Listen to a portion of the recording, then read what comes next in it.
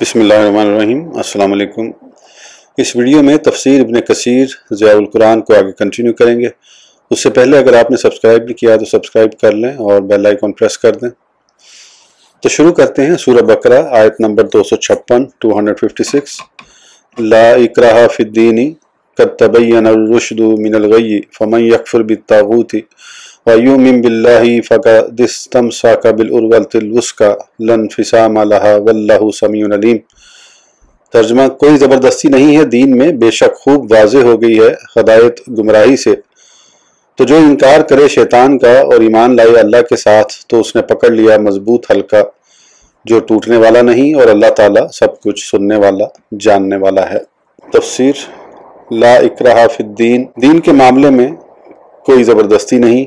दीन इस्लाम में दाखिल करने के लिए किसी को मजबूर न करो, क्योंकि दीन इस्लाम एक वाज़ेह और रोशन हकीकत है।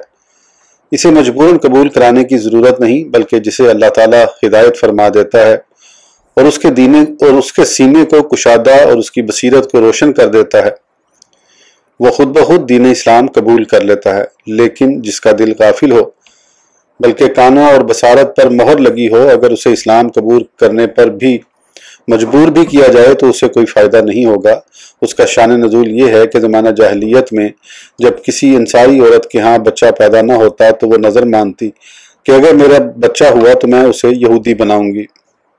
इस तरह जब बच्चा पैदा होता तो वो यहूदियों के सुपुर्द कर देते। रसूलुल्लाह सल्लल्लाहु अलैहि वसल्लम के ज़माने में जब बनु नुज़ैर का मदीना से जब जिला वतन किया गया तो उनमें कुछ अंसारियों के लड़के भी थे जो यहूदियों में रहने की वजह से यहूदी बन चुके थे। अंसारी कहने लगे कि हम अपने लड़कों को नहीं जाने देंगे। उस पर यह आयत करीमा नाजिल हुई। हज़रत अब्दुल्लाह बिन अब्बास फरमाते हैं कि यह आयत करीमा बनु सालिम बिन औफ के एक अंसारी सहाबी के बारे में नाजिल हुई जिनका नाम हुसैनी था। उनके दो बेटे नसरानी थे। उन्होंने रसूलुल्लाह सल्लल्लाहु अलैहि वसल्लम की खिदमत में अर्ज़ की कि क्या मैं उनको इस्लाम पर मजबूर न करूँ। वो दोनों नसरानियत को बहुत चाहते हैं। तो उस पर यह आयत करीमा नाजिल हुई। और एक रिवायत में ये भी अल्फाज हैं कि वह दोनों शामी ताजरों के हाथों नसरानी हुए थे। ये ताजिर कशमकश की तिजारत करते थे। जब उन्होंने ताजिरों के साथ शाम जाने का इरादा किया तो उनके वालिद ने उन्हें रोकना चाहा और रसूलुल्लाह सल्लल्लाहु अलैहि वसल्लम से उसकी इजाज़त तलब की और ये आयत करीमा नाजिल हुई। हज़रत उमर का एक गुलाम असबक नसरानी था। आप उस पर इस्लाम पेश करते, वो इनकार कर देता तो आप फरमाते, दीन इस्लाम में कोई सख्ती और ज़बरदस्ती नहीं। अगर तुम मुसलमान हो जाओ तो हम मुसलमानों के बाज़ मामलात में तुमसे आनत तलब करेंगे। बाज़ उलमा फरमाते हैं कि यह आयत करीमा उन अहले किताब और उन लोगों के हक़ में है जो नस्ख और तब्दील से पहले उनके दीन में दाखिल हो गए जबकि वो जजिया अता करते। बाज़ फरमाते हैं कि यह आयत करीमा आयत कत्ताल से मनसूख हो गई है, इसलिए अब तमाम कौमों को दीन इस्लाम की दावत देना ज़रूरी और वाजिब है। अगर इस्लाम कबूल करने से इनकार करें और ना दावत कबूल करें और ना जजिया दें तो उनके साथ जंग की जाए जहां तक कत्ल कर दिए जाएं। जैसा कि शार बारी ताला है, सातुदऔना इला कौमिन उली बासिन शदीदिन तुकातिलूनहुम औ युस्लिमून, सूरह अल-फतह। अनकरीब तुम्हें दावत दी जाएगी एक ऐसी कौम से जहाद की जो बड़ी सख्त जंगजू है। तुम उनसे लड़ाई करो या वो हथियार डाल देंगे। और दूसरे मुकाम पर इरशाद फरमाया, या अय्युहन नबिय्यु जाहिदिल कुफ़ारा वल मुनाफिकीना वग़लुज़ अलैहिम, सूरह तौबा। नबी करीम सल्लल्लाहु अलैहि वसल्लम जहाद कीजिए काफिरों और मुनाफिकों के साथ और सख्ती कीजिए उन पर। एक और मुकाम पर इरशाद फरमाया, या अय्युहल्लज़ीना आमनू कातिलुल्लज़ीना यलूनकुम मिनल कुफ़ार, सूरह तौबा।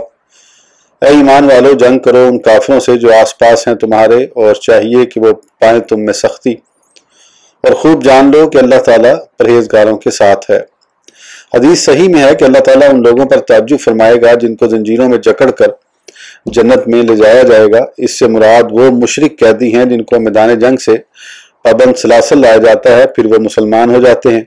उनके ज़ाहरी अमाल अच्छे और बातनी पाकीज़ा हो जाते हैं। इस तरह वो अच्छे बन जाते हैं। हज़रत अनस रिवायत करते हैं कि रसूलुल्लाह सल्लल्लाहु अलैहि वसल्लम ने एक शख्स को इरशाद फरमाया कि मुसलमान हो जाओ। उसने कहा कि मेरा दिल नहीं मानता।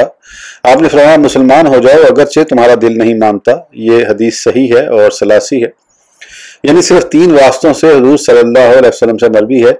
लेकिन इस हदीस से ये नहीं समझना चाहिए کہ رسول اللہ صلی اللہ علیہ وسلم نے اس کو اسلام پر مجبور کیا تھا، بلکہ آپ نے تو اسے اسلام کی دعوت دی تھی۔ اس نے جواباً کہا کہ میرا دل اس کو ناپسند کرتا ہے۔ آپ نے ارشاد فرمایا تھا کہ مسلمان ہو جاؤ اگرچہ تمہارا دل اسے ناپسند کرتا ہے، یقیناً اللہ تعالیٰ تمہیں اخلاص عطا فرما دے گا۔ فمن یکفر بالطاغوت، جس نے معبودان باطلہ اور ہر اس چیز کی عبادت کو چھوڑ دیا جس کی عبادت کی دعوت شیطان دیتا ہے، اور اللہ تعالیٰ کی توحید کا اقرار کر کے اس وحدہ لا شریک کی عبادت کرنے لگا، تو اس نے مضبوط حلقے کو تھام لیا، یعنی وہ صراط مستقیم پر گامزن ہو گیا۔ حضرت عمر فرماتے ہیں جبتو سے مراد جادو ہے اور طاغوت سے مراد شیطان ہے۔ بہادری اور بزدلی انسان میں فطرتی ہوتی ہے۔ بہادر آدمی اس کے لیے بھی جنگ کرنے پر آمادہ ہو جاتا ہے جسے وہ نہیں جانتا، اور ڈرپوک بزدل آدمی اپنی ماں کی خاطر بھی نہیں لڑ سکتا۔ کسی آدمی کی شرافت اس کا دین، اس کا حسب و نسب، اس کا اخلاق ہے، اگرچہ وہ پارسی یا نبطی ہے۔ حضرت عمر نے ایک روایت میں شیطان کو طاغوت قرار دیا ہے۔ آپ کا یہ قول انتہائی قوی ہے کیونکہ ہر اس برائی کو شامل ہے جو زمانہ جاہلیت میں پائی جاتی تھی۔ اس میں بتوں کی پوجا کرنا اور ان سے مدد مانگنا سر فہرست ہے۔ فَقَدِ اسْتَمْسَكَ بِالْعُرْوَةِ الْوُثْقَىٰ، یعنی اس نے دین کے سب سے قوی سبب کو مضبوطی سے تھام لیا۔ اسے مضبوط حلقے کے ساتھ تشبیہ دی گئی ہے جو اتنا مضبوط ہوتا ہے کہ ٹوٹتا نہیں، اور اس کا دوسرے کے ساتھ بھی انتہائی قوی تھا۔ مجاہد فرماتے ہیں کہ عروہ الوثقیٰ سے مراد ایمان ہے، صدی کے نزدیک اسلام ہے۔ سعید بن جبیر اور ضحاک فرماتے ہیں کہ اس سے مراد لا الہ الا ہوا ہے۔ حضرت انس بن مالک سے منقول ہے کہ اس سے مراد قرآن ہے۔ حضرت سالم بن ابی جاد فرماتے ہیں کہ اس سے مراد الحب فی اللہ اور البغض فی اللہ ہے۔ یہ تمام اقوال صحیح ہیں، ان میں کوئی منافات نہیں۔ حضرت معاذ بن جبل فرماتے ہیں کہ جو شخص اللہ پر ایمان لایا اس نے ایک ایسا مضبوط حلقہ تھام لیا جو جنت میں داخل ہونے سے پہلے نہیں ٹوٹے گا۔ حضرت مجاہد اور سعید بن جبیر سے جب اس آیت کی تفسیر پوچھی گئی تو آپ نے یہ آیت کریمہ تلاوت کی، ان اللہ لا یغیر ما بقوم حتی یغیروا ما بانفسہم، سورہ الرعد۔ بلا شبہ اللہ تعالیٰ نہیں بدلتا کسی قوم کی اچھی یا بری حالت کو جب تک وہ لوگ اپنے آپ میں تبدیلی پیدا نہیں کرتے۔ حضرت محمد بن قیس بن عبادہ فرماتے ہیں کہ میں مسجد نبوی میں تھا کہ ایک شخص مسجد میں داخل ہوا، اس کے چہرے پر خشوع و خضوع کے اثرات تھے۔ اس نے 2 رکعت مختصر نماز پڑھی۔ لوگوں نے کہا یہ شخص جنتی ہے۔ جب وہ باہر نکلا تو میں بھی اس کے پیچھے پیچھے چل پڑا، حتیٰ کہ اس کے ساتھ ہی اس کے گھر پہنچ گیا۔ جب اس کے ساتھ گفتگو کرنے کے بعد کچھ اجنبیت دور ہوئی تو میں نے کہا کہ جب آپ مسجد میں داخل ہوئے تھے تو آپ کے بارے میں لوگوں نے یہ کہا تھا۔ یہ سن کر انہوں نے فرمایا سبحان اللہ، ایسی بات نہیں کہنی چاہیے جس کا علم نہ ہو، لیکن میں تمہیں اس کی وجہ بتاتا ہوں۔ میں نے رسول اللہ صلی اللہ علیہ وسلم کے عہد مبارک میں خواب دیکھتا ہوں کہ میں سرسبز و شاداب باغ میں ہوں، اس کے درمیان میں ایک لوہے کا ستون ہے جو زمین سے لے کر آسمان تک طویل ہے، اس کے اوپر ایک کٹہرا بنا ہوا ہے۔ مجھے کہا گیا کہ اس پر چڑھ جاؤ، لیکن میں اس پر چڑھنے کی طاقت نہیں رکھتا تھا۔ اسی اثنا میں ایک شخص آ گیا، اس نے میرے کپڑوں کو پیچھے سے اٹھایا، میں آسانی سے اس ستون پر چڑھ گیا حتیٰ کہ میں اس کٹہرے تک پہنچ گیا۔ اس نے کہا اس کٹہرے کو مضبوطی سے تھام لو۔ اسی اثنا میں میری آنکھ کھل گئی۔ میں رسول اللہ صلی اللہ علیہ وسلم کی خدمت میں حاضر ہوا اور آپ کی خدمت میں یہ خواب بیان کیا۔ آپ نے فرمایا باغ سے مراد اسلام ہے، ستون سے مراد دین ہے، اور کٹہرے سے مراد عروہ الوثقیٰ ہے۔ اس کا مفہوم یہ ہے کہ تمہارا خاتمہ اسلام پر ہوگا۔ راوی فرماتے ہیں کہ یہ شخص حضرت عبداللہ بن سلام تھے۔ اس کو امام بخاری نے دوسری سند سے روایت کیا ہے۔ حضرت خرشہ بن خر فرماتے ہیں کہ مدینہ شریف حاضری ہوئی، میں مسجد نبی شریف میں کچھ بزرگوں کے ساتھ ان کی مجلس میں بیٹھ گیا۔ اسی اثنا میں ایک بزرگ لاٹھی ٹیکتے ہوئے تشریف لائے تو اہل مجلس نے فرمایا کہ جو جنتی کو دیکھنا چاہتا ہے وہ ان کو دیکھ لے۔ اس بزرگ نے ایک ستون کے پیچھے 2 رکعت نماز ادا کی تو میں نے انہیں عرض کی کہ یہ لوگ آپ کے بارے میں اس طرح فرماتے ہیں۔ انہوں نے فرمایا جنت اللہ کی ملکیت ہے، جسے چاہے عطا کرے۔ میں نے رسول اللہ صلی اللہ علیہ وسلم کے دور میں خواب دیکھا تھا۔ دیکھتا ہوں کہ میرے پاس ایک آدمی آیا اور مجھے کہا کہ میرے ساتھ چلو۔ میں ان کے ساتھ چل دیا۔ وہ مجھے ایک وسیع و عریض میدان میں لے کر چلنے لگا۔ دوران سفر میں نے دیکھا کہ ایک راستہ بائیں طرف نکل رہا ہے۔ میں نے اس راستے پر چلنے کا ارادہ کیا تو اس نے کہا تم اس پر نہ چلو، اس کے ساتھ تمہارا کوئی تعلق نہیں۔ پھر ایک دائیں طرف راستہ نظر آیا، میں اس پر چل نکلا۔ حتیٰ کہ راستہ ایک پہاڑ پر ختم ہو گیا جس پر بڑی پھسلن تھی۔ اس شخص نے میرا ہاتھ پکڑا اور آگے کی طرف دھکیل دیا تو میں پہاڑ کی چوٹی پر پہنچ گیا۔ ابھی میرے اس پر قدم نہیں جمے تھے کہ اچانک مجھے لوہے کا ایک ستون نظر آیا جس پر سونے کا ایک کڑا تھا۔ اس شخص نے میرا ہاتھ پکڑا اور مجھے ستون پر چڑھا دیا۔ میں نے سونے کے اس کڑے کو پکڑ لیا۔ اس نے کہا اسے مضبوطی سے تھام لو۔ میں نے جواب دیا میں نے اسے تھام لیا ہے۔ پھر اس نے اپنا پاؤں زمین پر مارا تو وہ کڑا میرے ہاتھ میں رہ گیا اور میری آنکھ کھل گئی۔ میں نے رسول اللہ صلی اللہ علیہ وسلم کو اپنا خواب سنایا۔ آپ نے فرمایا تم نے بہت اچھا خواب دیکھا ہے۔ اس وسیع و عریض میدان سے مراد میدان محشر ہے، اور وہ راستہ جو بائیں طرف نکلتا تھا وہ جہنم کا راستہ تھا، اور جو دائیں طرف راستہ تھا وہ جنت کا راستہ تھا۔ اور پھسلن والا پہاڑ شہداء کی منزل ہے، اور وہ کڑا جس کو تو نے مضبوطی سے پکڑا تھا وہ اسلام کا کڑا ہے۔ اسے مضبوطی سے دم آخر تک تھامے رکھنا۔ اس وجہ سے مجھے امید ہے کہ اللہ مجھے جنت میں داخل کرے گا۔ راوی فرماتے ہیں کہ یہ بزرگ حضرت عبداللہ بن سلام ہیں۔ اس کو نسائی، ابن ماجہ اور امام مسلم نے مختلف اسناد سے روایت کیا ہے۔ سورہ بقرہ آیت نمبر 257 257۔ اللہ ولی الذین آمنوا یخرجہم من الظلمات الی النور والذین کفروا اولیاؤہم الطاغوت یخرجونہم من النور الی الظلمات اولئک اصحاب النار ہم فیہا خالدون۔ ترجمہ اللہ مددگار ہے ایمان والوں کا، نکال لے جاتا ہے انہیں اندھیروں سے نور کی طرف، اور جنہوں نے کفر کیا ان کے ساتھی شیطان ہیں، نکال لے جاتے ہیں انہیں نور سے اندھیروں کی طرف، یہی لوگ دوزخی ہیں، وہ اس میں ہمیشہ رہنے والے ہیں۔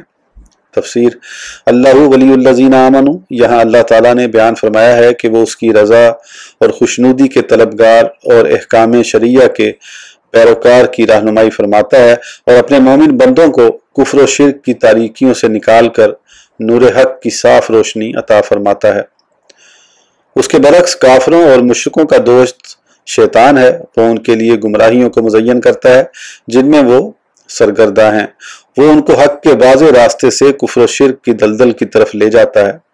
یہاں اللہ تعالیٰ نے نور کو مفرد ذکر کیا ہے اور ظلمات کو جمع، کیونکہ حق ایک ہی ہے اور کفر کی مختلف شکلیں ہیں جو سب کی سب باطل ہیں۔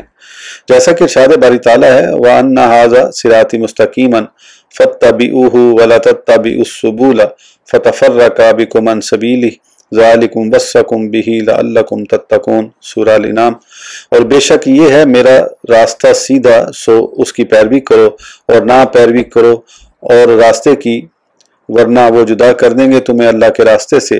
یہ ہیں وہ باتیں حکم دیا ہے تمہیں جن کا، تاکہ تم متقی بن جاؤ۔ اسی طرح ایک اور مقام پر ارشاد فرمایا وَجَعَلَ الظُّلُمَاتِ وَالنُّورَ سورہ الانعام، اور بنایا اندھیروں اور نور کو۔ اس کے علاوہ اور بھی بہت سی آیات ہیں جن میں حق کے واحد اور یکتا ہونے اور باطل کے تفرق اور انتشار کی طرف اشارہ ہے۔ حضرت ایوب بن خالد فرماتے ہیں کہ اہل ہوا اور اہل فتن کو لایا جائے گا، جس کی خواہش ایمان ہوگی وہ روشن اور نورانی ہوگا، اور جس کی خواہش کفر ہوگی وہ انتہائی تاریک اور سیاہ ہوگا۔ سورہ بقرہ آیت نمبر 258 258۔ علم تری الی الذی حاج ابراہیم فی ربہ ان آتاہ اللہ الملک اذ قال ابراہیم ربی الذی یحیی و یمیت قال انا احیی و امیت قال ابراہیم فإن اللہ یأتی بالشمس من المشرق فأت بها من المغرب فبہت الذی کفر واللہ لا یہدی القوم الظالمین۔ ترجمہ کیا نہ دیکھا آپ نے اے حبیب اسے جس نے جھگڑا کیا ابراہیم سے ان کے رب کے بارے میں، اس وجہ سے کہ دی تھی اسے اللہ نے بادشاہی، جبکہ کہا ابراہیم علیہ السلام نے اسے کہ میرا رب وہ ہے جو جلاتا ہے اور مارتا ہے۔ اس نے کہا میں بھی جلا سکتا ہوں اور مار سکتا ہوں۔ ابراہیم علیہ السلام نے فرمایا کہ اللہ تعالیٰ نکالتا ہے سورج کو مشرق سے تو تو نکال لا اسے مغرب سے۔ یہ سن کر ہوش اڑ گئے اس کافر کے، اور اللہ تعالیٰ ہدایت نہیں دیتا ظالم قوم کو۔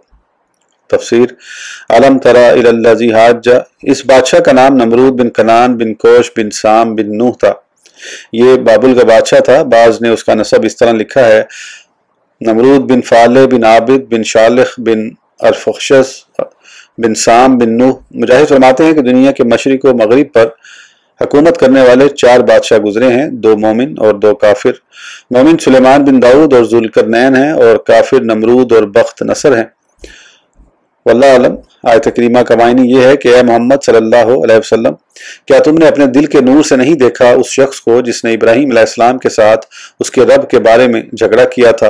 वो खुदा होने का दावेदार था, इसलिए वो अपने सिवा किसी को खुदा मानने के लिए तैयार नहीं था, जैसा कि उसके बाद फिरौन ने भी यही दावा किया था और अपने पैरोकारों को कहने लगा, मा अलिमतु लकुम मिन इलाहिन गैरी, सूरह अल-कसस, मैं तो नहीं जानता कि तुम्हारे लिए मेरे सिवा कोई और खुदा है। चूंकि नमरूद एक अरसा दराज तक अपने मुल्क का बादशाह रहा, इसलिए उसके जहन पर सरकशी, कुफर, अनात का गलबा हो गया। कहा जाता है कि वो 400 साल तक अपनी सल्तनत का फरमारवा रहा।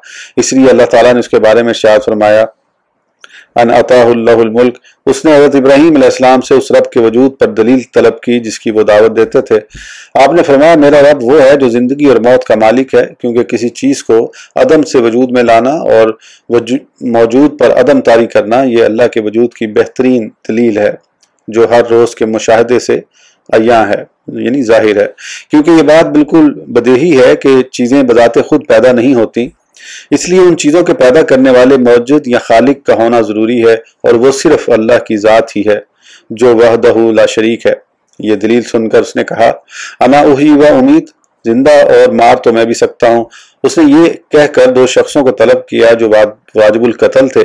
उनमें से एक के कत्ल का हुक्म दिया, उसे कत्ल कर दिया गया, और दूसरे को माफ़ करने का हुक्म दिया, उसे छोड़ दिया गया। गोया उसके नज़दीक ज़िंदगी और मौत का यही मफहूम था।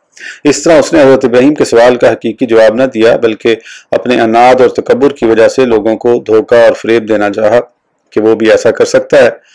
हज़रत इब्राहीम अलैहिस्सलाम ने जब ये सूरत हाल देखी तो फरमाया, फ़इन्नल्लाह याति बिशम्सी मिनल मशरिकी फ़ाति बिहा मिनल मग़रिब, यानी जब तुम ये जिंदा करने और मारने का दावा करते हो तो जो उस पर कुदरत रखता है वो तमाम मखलूक में भी तसर्रुफ कर सकता है। उसके सामने तमाम सियारे और उनकी हरकत मुसख्खर हैं। अगर तुम इलाहा होने के मुदई हो, जिंदगी और मौत अता करने के दावेदार हो, तो इस सूरज को जो हर रोज मशरिक से निकलता है तुम उसे मगरिब से निकाल कर दिखाओ। जब नमरूद ने यह सुना तो जवाब देने से आजिज आ गया, जुबान गंग होकर रह गई। अल्लाह ताला की हुज्जत उस पर कायम हो गई। अल्लाह ताला ने इरशाद फरमाया कि वो जालिमों को हिदायत नहीं अता फरमाता, यानी उनको हुज्जत और दलील अलहाम नहीं करता, बल्कि उनकी हुज्जत उसके सामने बातिल हो जाती है और उन पर अल्लाह ताला का गजब नाजिल होता है। बाज़ मंतकी फरमाते हैं कि यहाँ हज़रत इब्राहीम अलैहिस्सलाम ने पहले एक दलील पेश की, फिर उससे आराज करके एक दूसरी दलील पेश की जो पहली दलील से ज़्यादा वाज़ेह थी। लेकिन उनकी ये बात सही नहीं, क्योंकि पहली दलील दर हकीकत दूसरी दलील का मुकदमा था। इन दोनों दलीलों से नमरूद के दावे का बतलान वाज़ेह हो जाता है। हज़रत सदी फरमाते हैं, हज़रत इब्राहीम अलैहिस्सलाम का ये मनाजरा आग के वाक़े के बाद का है, उससे पहले आपकी उस जालिम बादशाह के साथ मुलाकात नहीं हुई। हज़रत ज़ैद बिन असलम फरमाते हैं कि एक दफ़ा कहत साली का ज़माना था, नमरूद के पास अनाज का बहुत सा ज़हीरा था। लोग उसके पास अनाज के लिए जाते, हज़रत इब्राहीम अलैहिस्सलाम भी उनके साथ गए। बादशाह नमरूद के साथ ये मनाजरा हो गया, उसने अनाज देने से इनकार कर दिया। आप खाली हाथ वापिस आ रहे थे। जब घर के करीब पहुंचे, अपनी सवारी से बोरियां उतार कर जल्दी ही सो गए। उनकी अहलिया हज़रत सारा ने उन बोरियों को खोला तो उन्होंने उनकी खिदमत में खाना पेश किया। आपने पूछा, ये खाना तुम्हारे पास कहाँ से आ गया? उन्होंने अर्ज की, ये तो वही अनाज है जो आप लेकर आए हैं। उससे आप समझ गए ये अल्लाह ताला का अता करदा रिस्क है। हज़रत ज़ैद बिन असलम फरमाते हैं, अल्लाह ताला ने उस जालिम बादशाह के पास एक फरिश्ता भेजा जिसने उसे अल्लाह ताला पर ईमान लाने की दावत दी। उसने इनकार कर दिया। उसने दोबारा दावत दी, उसने इनकार कर दिया। तीसरी बार इनकार करने पर फरिश्ते ने कहा, तुम अपना लश्कर तैयार कर लो, मैं भी अपना लश्कर तैयार करता हूँ। नमरूद ने एक बहुत बड़ा लश्कर जमा किया और सूरज के निकलने से पहले ही लड़ाई के लिए तैयार हो गया। अल्लाह ताला ने मच्छरों का एक लश्कर उसके मुकाबले के लिए भेजा। उनकी तादाद इतनी ज्यादा थी कि उनकी कसरत की वजह से सूरज की रोशनी छुप गई। अल्लाह ताला के उस लश्कर ने नमरूद की फौज पर हमला कर दिया और उसका गोश्त पोस्त खाकर उन्हें हड्डियों का ढांचा बना दिया। उन्हीं मच्छरों में से एक मच्छर नमरूद की नाक में घुस गया और 400 साल तक उसके दिमाग को चाटता रहा। इस तरह अल्लाह ताला ने उसे सख्त अजाब में मुब्तला किया। उसके सर पर कोड़े मारे जाते थे। इस तरह अल्लाह ताला ने एक छोटे से मच्छर के जरिए उस जालिम बादशाह को हलाक कर दिया। इस वीडियो के लिए इतना ही, फिर इंशाअल्लाह अगली वीडियो में आगे कंटिन्यू करेंगे। उस वक्त तक के लिए इजाज़त दीजिए। सब्सक्राइब करना ना भूलें। अल्लाह हाफिज़।